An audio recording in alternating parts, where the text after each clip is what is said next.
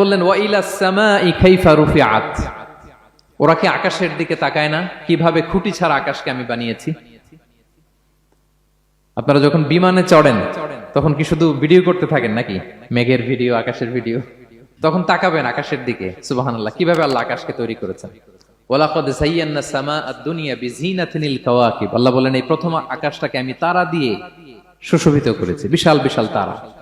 এই যে আমরা সূর্য দেখি, এটা একটা তারা, পৃথিবীর চেয়ে 13 লক্ষ গুণ বড় এই সূর্য।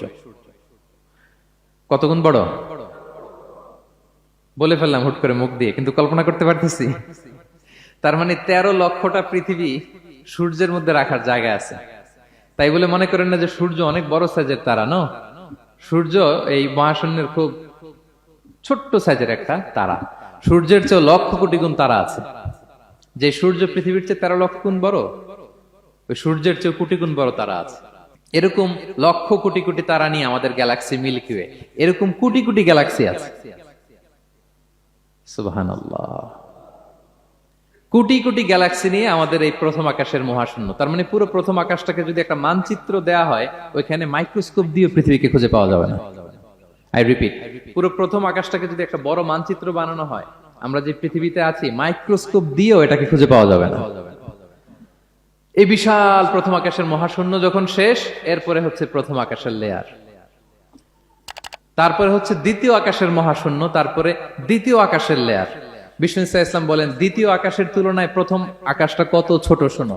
সাহারা মরুভূমির মধ্যে যদি তোমার হাতের আংটি ছুঁড়ে ফেলে দাও, পুরো মরুভূমির তুলনায় তোমার হাতের আংটি যত ছোট, আল্লাহর দ্বিতীয় আসমানের তুলনায় প্রথম আসমানটা ঠিক তত ছোট। আবার তৃতীয় আসমানের তুলনায় দ্বিতীয় আসমানটা ঠিক ওই রকম। আবার চতুর্থ আসমানের তুলনায় তৃতীয় আসমানটা ওই রকম। এইভাবে 7 আসমান, এরপরে আল্লাহর কুরসি, মাউদাউল কাদামাইন, যেখানে আল্লাহ তার কুদরতি পা রাখেন। তো 7 আসমানটা যত বড়, পুরো সাহারা মরুভূমির মধ্যে আংটি ফেলে দিলে মরুভূমির তুলনায় আংটি যত ছোট, আল্লাহর কুরসির তুলনায় পুরো 7 আসমানটা ঠিক তত ছোট। কল্পনা করা যায়? Be a part of our vision. Do listen and share the khair.